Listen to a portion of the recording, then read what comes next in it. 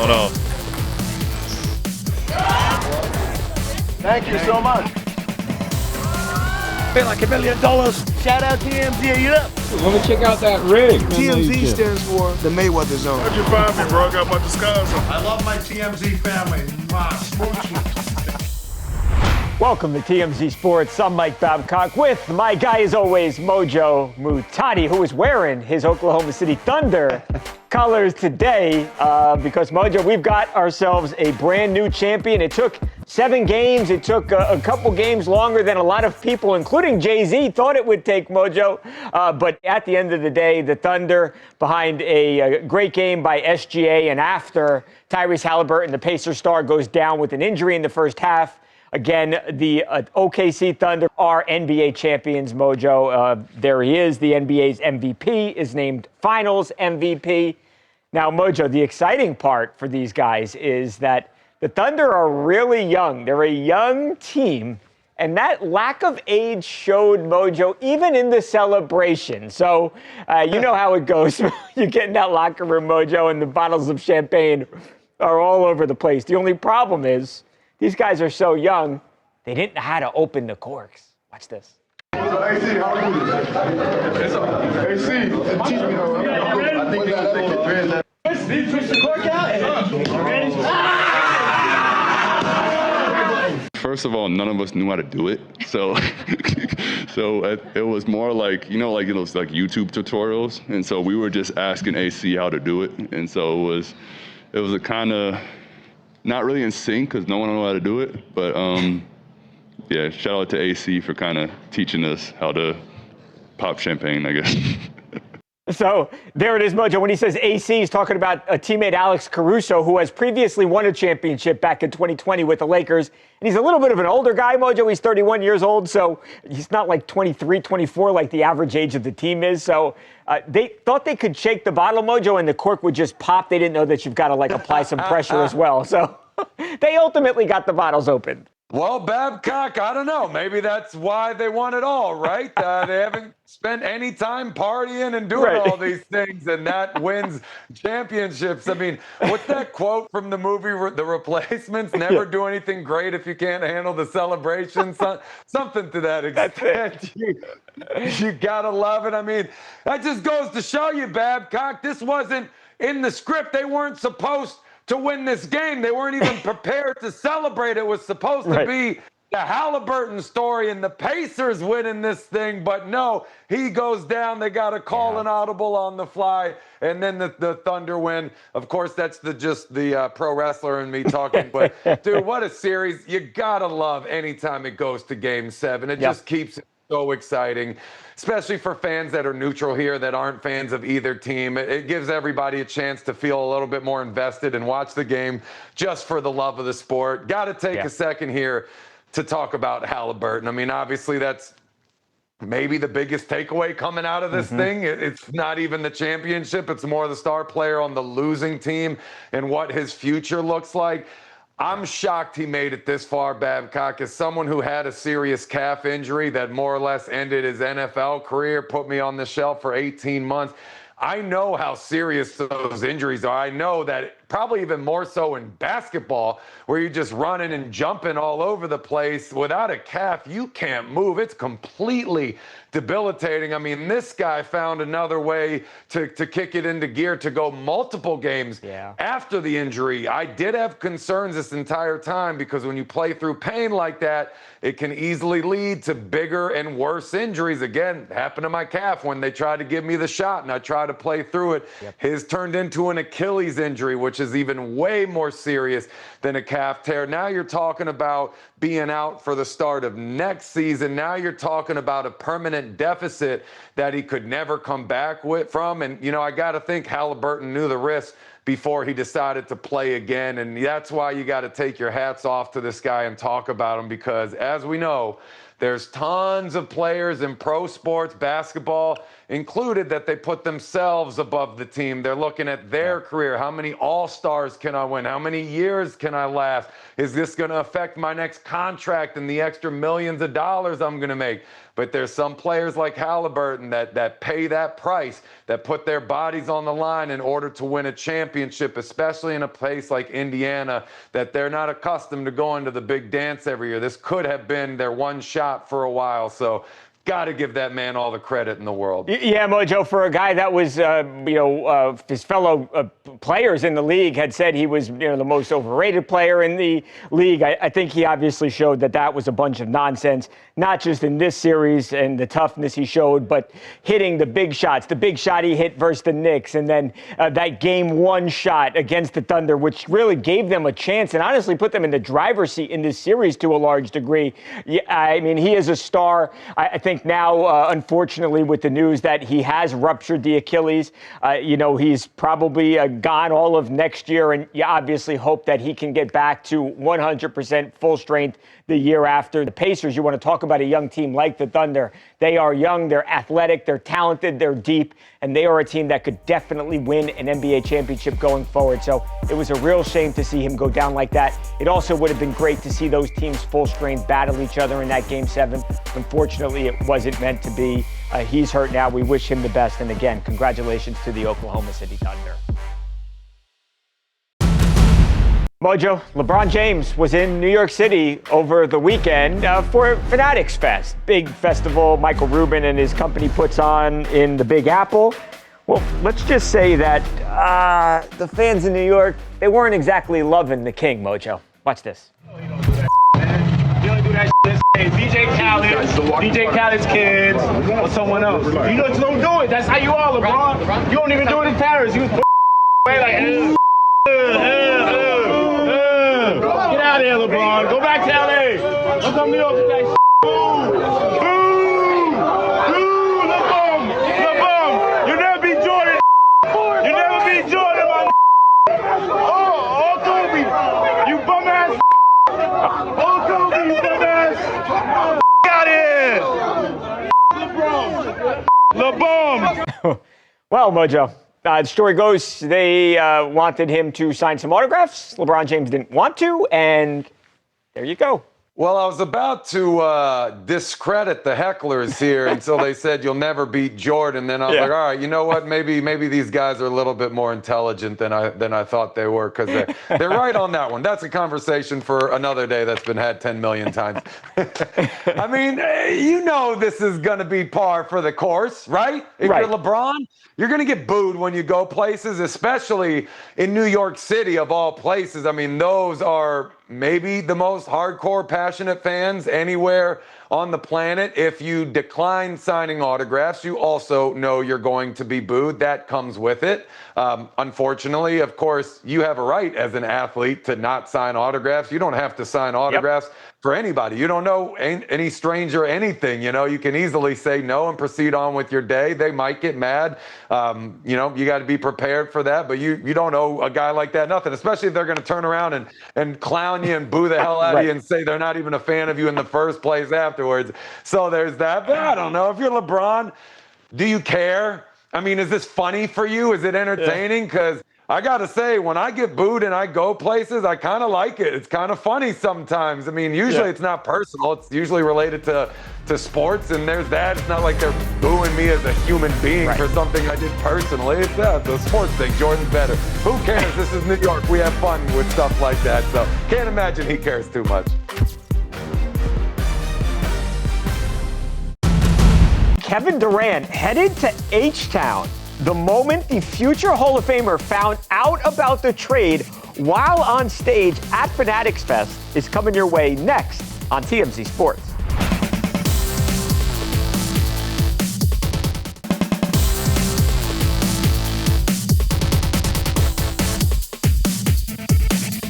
Welcome back to TMZ Sports, Mike and Mojo. Mojo, it's not very often that you see a superstar in any sport traded and you actually get their real deal first reaction. But that's exactly what happened over the weekend to future Hall of Famer and NBA champion Kevin Durant. So we just talked, Mojo, about that Fanatics Fest in New York City. Well, KD also at that same festival when, Mojo, he got word that he had actually been traded from the Phoenix Suns to the Houston Rockets. Now, We're going to show you that video here in just a second. First things first, I'm sure you've heard about this trade. If you haven't, it's a polarizing deal. A lot of people think that this was not a great trade for the Rockets, but nonetheless, the Houston Rockets, they get Kevin Durant, one of the greatest offensive players of all time.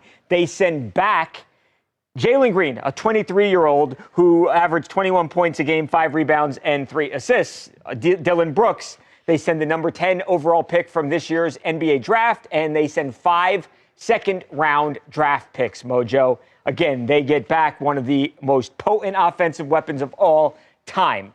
Now, back to Fanatics Fest and to that KD reaction. What did he do? What did he say once he found out that the move had been made? Watch this.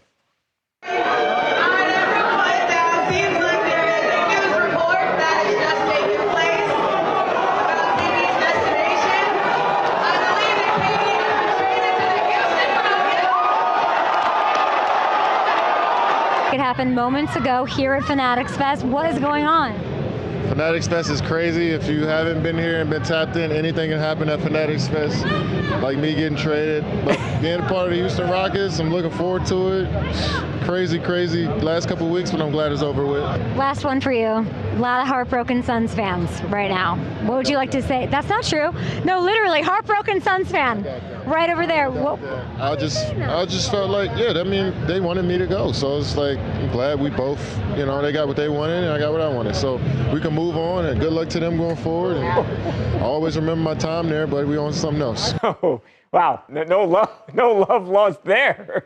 Deuces, baby. I wonder what this reaction would have been like if he really didn't want to leave. Yeah. I mean, you hear these stories all the time about players being traded or cut. I mean, a lot of times you look at these as if they were negative situations. You don't always hear about these when they're very positive situations. Like right. This is something that the player is going to be extremely happy about. I mean, granted, kind of grimy, right? When you have a star player that's laid it all out on the line for a team over multiple years, and then you find out through other sources, you find out on Twitter, things like this. I mean, that's never fun. Unless you're KD and you're going to Houston, because regardless of if you think the trade itself is good or not, if you're KD, you got to be pretty stoked. The Rockets are a way better team than the Suns are. So which part of you is supposed to be upset by this information? I mean, clearly it didn't sound like there was a lingering personal connection left. So if it's not that, yeah. I'm out of here. I mean, most people wouldn't be too thrilled that they have to uproot their entire lives, move them, their families, find a new home, learn and, assimilate into a new program, franchise, community, all of these things. But KD, obviously not someone who portrays a ton of emotion out there. But as far as that goes, I mean, this dude jumping for joy, bouncing off the walls with excitement right now. Yeah, Mojo, I agree. And if you listen to the reports, he probably wanted to go to the New York Knicks above all else, but the Knicks weren't interested. And I think secondarily, Houston was definitely a destination that made KD happy. The reality is that the Rockets were the number 2 seed in the Western Conference, only behind the Oklahoma City Thunder. I just don't know that he equals wins at this moment. We'll see what happens, though. It's going to be an exciting season, if nothing else.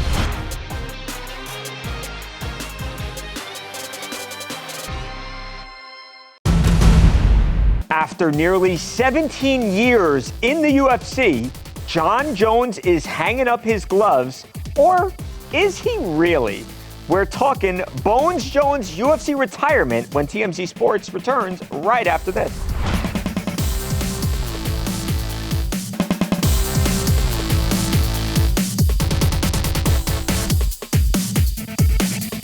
You said the timeline for Jones, 2 weeks to decide what to do with the title, whether it takes the fight or you're going to strip him. What do you think is more important, to keep the belt there so he can uphold his legacy, or we move the heavyweight division, take the title away from him? Jon Jones called us last night and retired.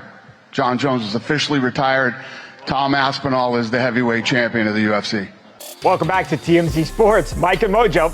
Just casual little piece of news. I mean, blockbuster, Mojo. Absolutely shocking news in the MMA world when Dana White, as he was in Baku, Azerbaijan, for his card, for a fight night card. Lots of really good fights. Mojo drops that bomb of information that perhaps the greatest MMA fighter of all time, Jon Jones, man who was the youngest UFC champion ever at 23 years old, is done, Mojo, is retiring.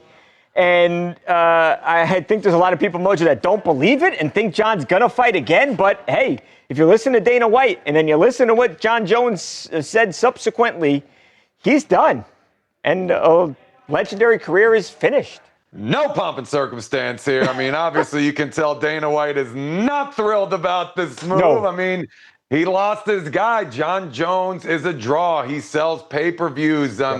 You know, what, maybe top 2 greatest of all time. A lot of people would say he is the #1 greatest of all time. For me, Mojo, I think Jon Jones is the most dangerous man that has ever walked the face of the earth. I would take Jon Jones over every single other person that has lived, period. There you go. And you talk about just the way he won. It was always so dominant. I mean, it is truly the end of an era. But if you're looking at this from Jon Jones' perspective, I know Aspinall really wanted that fight, and so did a lot of fight fans. But if you're Jon Jones, I mean, why, right? Yeah. You end your career winning the title from Stipe. Right. The heavyweight GOAT. I mean, for my money, he's the greatest of all time in the heavyweight division. So any fight after that, maybe it doesn't mean as much. Jon Jones has been on the shelf for a while, a lot of different reasons why. He has not fought much at all in years, so he's been out the game. Once you've been out the game for a while, and I can talk about this firsthand, you know, like you're just not the same. You haven't been operating at that level, pushing yourself, challenging yourself. You're dealing with age coming in. That's a major factor, and you just reached a point where it's like, all right, I've been out for this long. I'm done. So I totally understand it. Where it leaves the division, certainly a lot less exciting. You just lost Jones. You just lost Stipe. Now you got a lot of young bucks coming up. You're still trying to build the next generations of stars in that division. Got to think you're not overly thrilled about this if you're Dana White, but let's be real. He probably knew all of this was coming anyways. Where does that leave Aspinall from here? I don't know, but got to say, I think it was a fairly smart move by Jon Jones. And by the way, Mojo, the same night that this massive bombshell drops with Jon Jones retiring, there also is a story that breaks where Jon is at the center of an incident with police where they say that there was a traffic accident that they have accused Jon of fleeing from. So it very much, very much a Jon Jones story, Mojo, where there's always something, there's always some sort of controversy. But bottom line is he has actually been charged in Albuquerque, same night he retires, charged in Albuquerque with a misdemeanor. If you're interested in reading about that story, and there's a lot here because Jon Jones' attorney, we talked to them, and they absolutely blasted, Mojo, law enforcement in New Mexico. Go to the TMZ Sports website. You can read all about that crazy story. So that's going on. Jon Jones, as we sit here right now, at least, Mojo, is retired, no longer an active UFC fighter. Everyone's still talking about Shiloh Sanders' recent need for speed. Well, that even includes his own brother. Shiloh Sanders trolls his younger brother when TMZ Sports comes back right after this.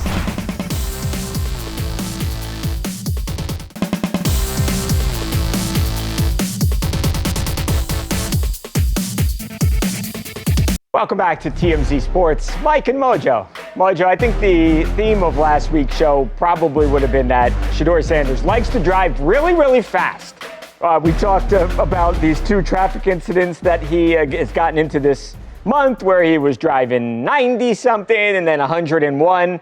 Well, it's not just all of social media cracking Shiloh Sanders jokes, Mojo. It's also his own brother. His own brother, Shiloh Sanders. Shiloh Sanders, of course, is his own right a really talented football player who was picked up by the Tampa Bay Buccaneers. He's not a quarterback like his bro. He is a defensive player. He's a safety. He was in Tampa Bay, Mojo. He had some downtime away from practice. He does a little sort of a YouTube series where he does food reviews. Well, as he was out filming, he had a little bit of time to crack a little bit of a joke at his brother's expense. Watch this. What's going on with y'all, man? I'm hungry. Y'all know what time it is. I know we out here in Tampa. We got to be careful crossing the street, especially with Shador's out here. There it is, Mojo. I wonder if this is like an ongoing thing in the household. I wonder what the jokes are behind the scenes and how they go after each other. If the speeding thing has always been a thing and we just don't know about it. You know, every family usually has one awful driver who nobody wants to let get behind the wheel. Everyone else volunteers to drive before that person gets the keys. So I don't know. Maybe that's Shador. It would certainly make sense based off of how everything's going. But I don't know. I guess when you're a family, that's how you supply backup to a family member, right? You try to make light of a difficult situation. Obviously, not to undermine what was done, 2 speeding tickets going very fast back to back. Not a smart thing. You totally don't want to completely excuse something like that, but I certainly am not on the side of those people that are trying to condemn this man's future and talk about him being a bust already for something like this. This, I don't think, is that serious, at least as it stands right now. So Shiloh having a little bit of fun, okay by me. Yeah, I kind of agree with you, Mojo. As long as he doesn't keep doing this, like, you don't want to see this happen again because, look, you drive fast and obviously the risk of something bad happening, nobody wants to see Shiloh Sanders or anybody else hurt, certainly nobody that's innocent here hurt. So, I think it was funny. If anyone's losing their minds over this little joke, I think chill a little bit, not the end of the world. And I think it also goes to show they've got a really good relationship. The Sanders are very tight. So good, Mojo, no problem here either. With all that said, we are out of time, Mojo. We got a bunch to talk about tomorrow, though. It's going to be a great show. Actually, Babcock, it'll be the best show since today. I'm a lawyer.